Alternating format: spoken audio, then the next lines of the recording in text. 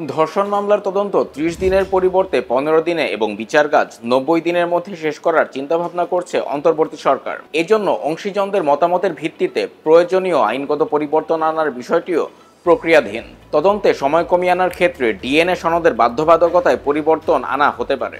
সেক্ষেত্রে অপরাধ সংঘটিত হওয়ার প্রমাণ নিশ্চিত হওয়া গেলেও অপরাধী শনাক্তে বিড়ম্বনা তৈরি হতে পারে বলে আশঙ্কা তদন্ত সংশ্লিষ্টদের। এমন প্রেক্ষাপটে দ্রুত শেষ করার পরিবর্তে তদন্তের সঠিক তথ্য প্রমাণ সংগ্রহে বেশি গুরুত্ব দেওয়া প্রয়োজন বলে অভিমত দিচ্ছেন বিশেষজ্ঞরা। মাঠ পর্যায়ে কর্মরত একাধিক পুলিশ সদস্য জানিয়েছেন, ১৫ দিন সময় বেঁধে দিয়ে ধর্ষণ মামলার সঠিক ও সুষ্ঠু তদন্ত সম্ভব নয়। নারী ও শিশু নির্যাতন ও ধর্ষণ মামলার তদন্তে ২২ ধারায় জবানবন্দি গ্রহণ করতে হয়। সোয়াব দিয়ে ভুক্তভোগী ও আসামির ডিএনএ সংগ্রহ করে তা পরীক্ষা করাতে হয়। ঢাকায় স্বল্প সময় পরীক্ষার ফলাফল পাওয়া গেলেও জেলা ও উপজেলা এলাকায় এক্ষেত্রে রিপোর্ট পেতে বেশ সময় লাগে। কারণ সংগ্রহ করা নমুনা সেখান থেকে ঢাকায় পাঠাতে হয়। অনেক সময় পরীক্ষায় সঠিক ফলাফল আসে না, সেক্ষেত্রে পুনরায় পরীক্ষার জন্য পাঠাতে হয়। সব মিলিয়ে ধর্ষণ মামলার তদন্তে ১৫ দিনের সময় বেঁধে দিলে তা সুষ্ঠু তদন্ত ও সঠিক তথ্য প্রমাণ সংগ্রহের পথে অন্তরায় হয়ে দেখা দিতে পারে। এমনকি তদন্তের চেয়ে হয়রানির ঘটনা বেশি ঘটতে পারে। ধর্ষণ মামলায় ডিএনএ ও ময়নাতদন্ত রিপোর্ট দ্রুত পাওয়া গেলে ১০ থেকে ১৫ দিনের মধ্যে চার্জশিট দেওয়া সম্ভব, কিন্তু ডিএনএ রিপোর্ট পেতে ৬ মাস থেকে ১ বছর লেগে যায়। অথচ তদন্ত শেষ করতে চাপ আসে ১৫ দিনের মধ্যে। বিদ্যমান নারী ও শিশু নির্যাতন দমন আইন ২০০৩-এর ৪-এর ক ধারা অনুযায়ী ধর্ষণ মামলায় অভিযুক্ত ব্যক্তি অপরাধ সংঘটনের সময় হাতে নাতে পুলিশ ও অন্য কারো কাছে ধরা পড়লে তদন্ত আদেশ পাওয়ার পরবর্তী ৭ কার্যদিবসের মধ্যে তদন্ত সম্পন্ন করতে হবে, অথবা অন্যান্য ক্ষেত্রে তদন্তের আদেশ পাওয়ার তারিখ থেকে পরবর্তী ৩০ কার্যদিবসের মধ্যে সম্পন্ন করতে হবে। ধর্ষণ মামলার তদন্তের সময় কমিয়ে আনা বিদ্যমান ব্যবস্থায় সম্ভব নয় বলে মনে করেন মানবাধিকার কর্মী এএসএম নাসির উদ্দিন এলান। বণিক বার্তাকে তিনি বলেন, ধর্ষণ মামলার সুষ্ঠু তদন্তের জন্য প্রয়োজন ফরেনসিক রিপোর্ট। মামলার তদন্তের সময় কমাতে গিয়ে যদি ফরেনসিক রিপোর্টকে বাদ দেওয়া হয়, সেক্ষেত্রে হয়রানির মাত্রা বেড়ে যাবে।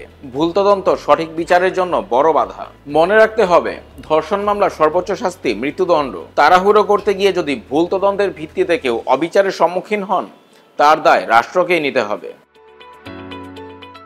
বিভিন্ন সময় এ ধরনের মামলা তদন্তের সঙ্গে সক্রিয়ভাবে অবদান রাখা সাবেক ও বর্তমান পুলিশ সদস্যরা মনে করেন, নারী ও শিশু নির্যাতন মামলা তদন্ত দ্রুত শেষ করতে গেলে কিছু গুরুত্বপূর্ণ ত্রুটি বা সমস্যার সম্মুখীন হওয়ার সম্ভাবনা রয়েছে। ডিএনএ রিপোর্ট, ময়নাতদন্ত রিপোর্ট বা ফরেনসিক রিপোর্ট দেরিতে এলে নানা ত্রুটি বিচ্যুতি হতে পারে। এছাড়া ভিকটিমের ২২ ধারার জবানবন্দি যথাসময়ে নাও পাওয়া যেতে পারে। পর্যাপ্ত আলামত সংরক্ষণ বা বিশ্লেষণ না করেই চার্জশিট দিতে হতে পারে।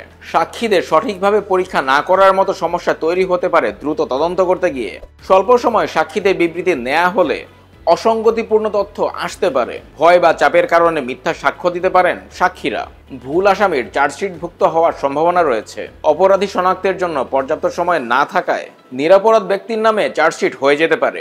এমনকি তদন্ত কর্মকর্তার উপর অযৌক্তিক চাপও তৈরি হওয়ার সম্ভাবনা থেকে যায়। বিশেষ করে স্বল্প সময়ে কাজ শেষ করার চাপ থাকলে মানসিক চাপ বেড়ে যায়, যা তদন্তের গুণগত মান কমিয়ে দিতে পারে।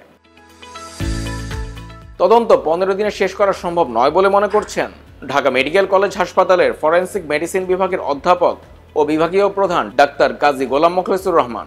বণিক বার্তাকে তিনি বলেন, ডিএনএ পরীক্ষা ছাড়া কোনো অবস্থাতেই ধর্ষণ মামলার প্রকৃত অপরাধীদের বৈজ্ঞানিকভাবে চিহ্নিত করা সম্ভব নয়।